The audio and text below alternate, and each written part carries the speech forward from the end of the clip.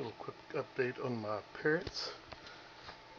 My snow whites have been quite active. They're very friendly fish. When I added those, the blood parrots that were sitting on the ground, not moving, hiding behind the plants in the back, all of a sudden became interactive, and they've worked around with the angels.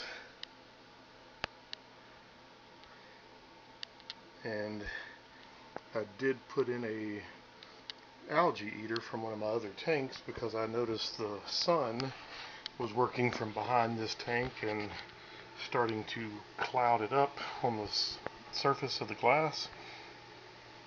And within a day, that algae eater had cleaned everything out.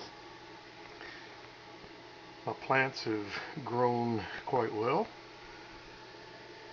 and little buddy seems to be hungry, so I guess it's time to feed him.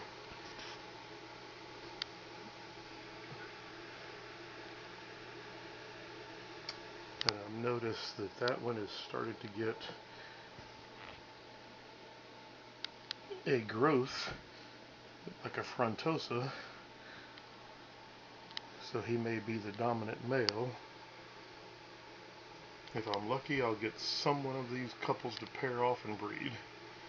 Outstanding.